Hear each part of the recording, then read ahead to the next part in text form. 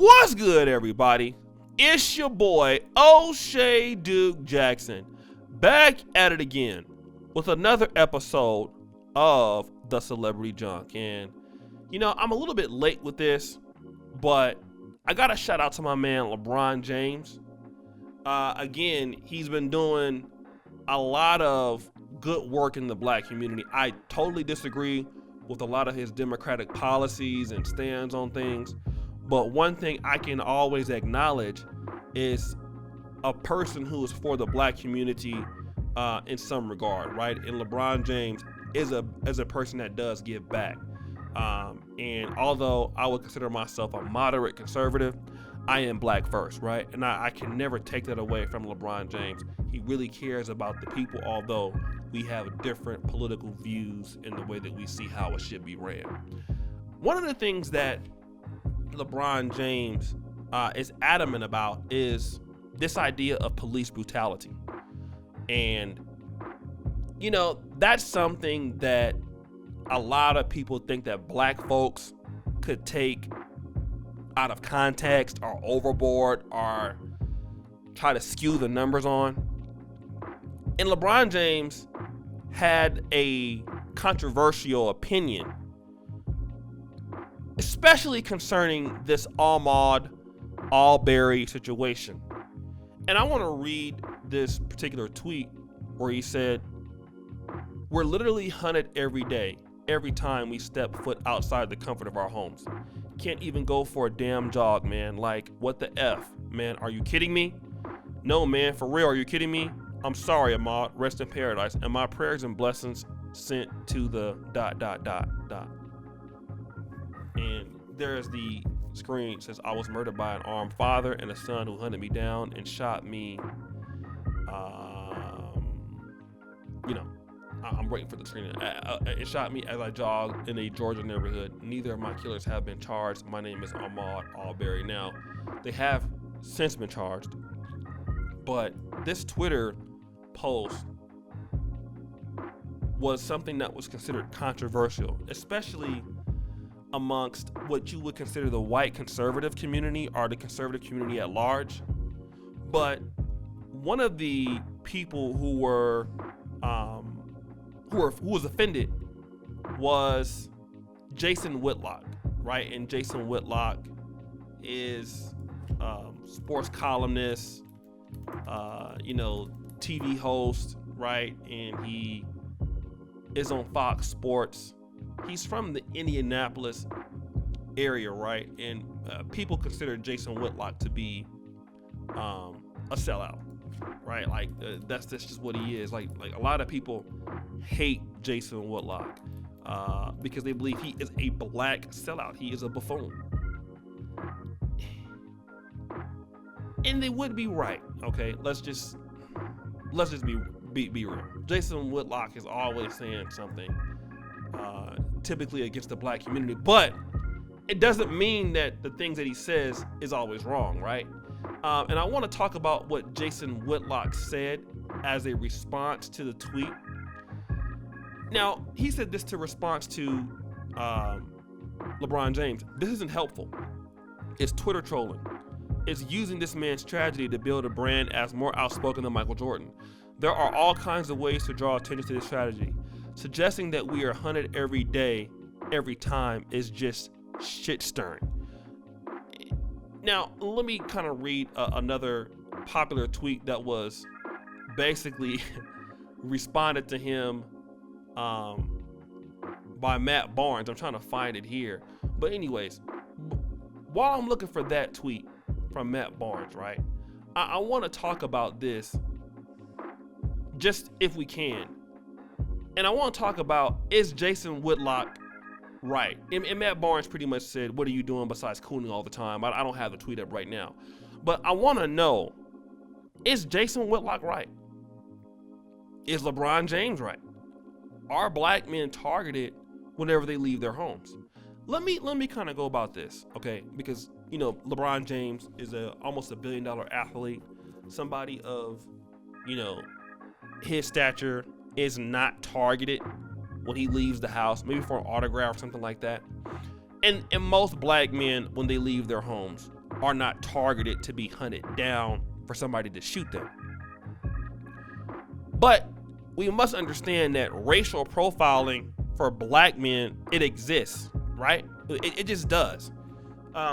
There's black senators that have been pulled over because, they said they've been pulled over for no reason. These are black senators, both Democratic and Republican. You have this happen to attorneys, medical doctors. This experience that black men are targeted or racially profiled is a way of being hunted. All right? Profiling black men, we know that happened in the city of New York. It's happened in San Francisco, where, black men were stopped and frisked. We talked about that in the city of Philadelphia, where,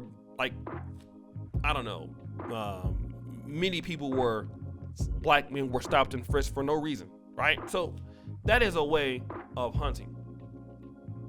And although it's not people being shot, it's a harassment. And the thing about it is in the facts of what LeBron James, I believe he's trying to say, in 2020, how come we are still going through something this extreme? Right? And I get it. Jason Whitlock is right. Black men are not being hunted every day like they were being done in the 50s and 60s. But see, the situation is this. When two white men can go out and shoot Ahmaud Arbery. Now, I do understand there's a video of him that supposedly he went into a house that was being built. He shouldn't have been in there. He has priors, right? One of the priors was that he was shoplifting in 2018. He had a gun charge before. So, I understand that, he had his faults. But at the same time, this whole idea that those guys should have chased him and confronted him, and probably because the father was an ex-police officer, he probably felt that he was entitled or emboldened to do so.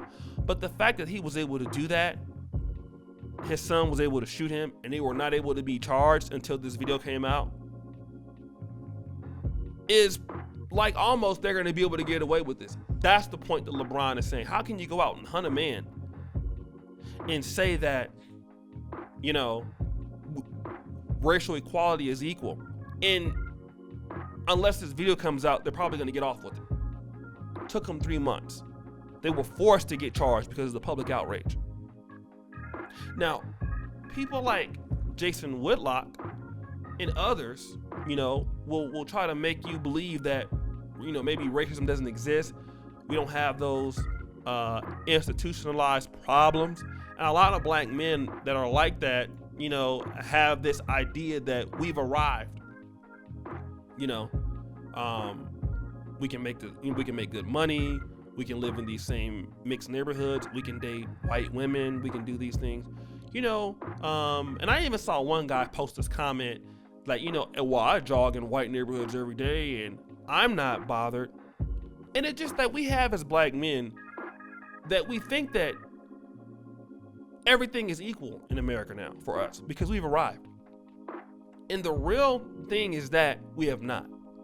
Okay? And LeBron James is speaking to that. No matter how much money you make, how much money you earn, where you think you are, you're just not equal. Okay? It's something that black men gotta point out. Until you're able to produce what white people can do, you have the same infrastructures that they do, you're not going to be equal. And even still, if you can do that, you're probably still not going to be equal. And it's just that we are viewed as a powerless group. So you could never get the same treatment as white people. It's just not possible. And the point that Jason Whitlock wants to make, because you're a famous sports host, you have money, you might be able to date a few white chicks, and people accept you. And people accept you to a certain degree. I believe LeBron James really understands that. He has one of the best brands in the world for sports. But LeBron James understands one thing: I'm still black. And I'm really not much different than the guy Ahmaud Arbery. You know, if I wasn't in the NBA, I would be like him. It's possible. And I think that's where he's going with this. And a lot of black men got to understand, no matter how much success that you get, like Malcolm X said, what do you call a black man with a Cadillac? A lawyer, a doctor? You call him what? You call him a nigga. And pretty much, if you are a black man and you have no power in America, how can you be equal? And I hate to say this, but what was black men's response to Ahmaud Arbery's situation? We went out and ran a mile for him or 2 miles for him. I mean, that's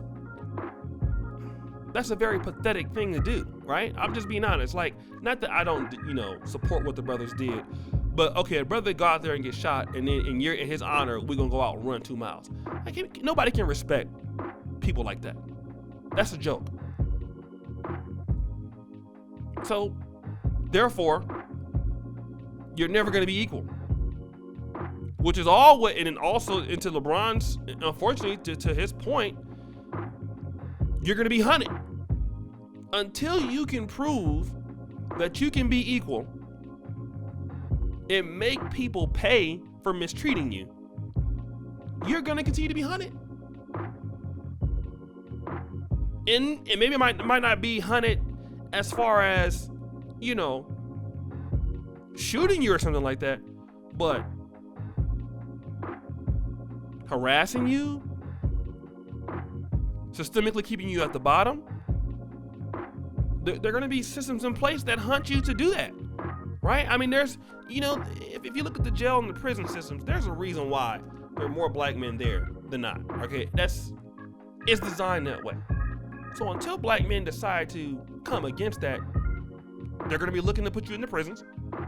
You will be looking to be, living the least likelihood. You're going to be targeted, and it's going to happen. So that's my take on it, guys. I hope you guys really, really, really enjoyed the video. Make sure you comment, like, hit the bell.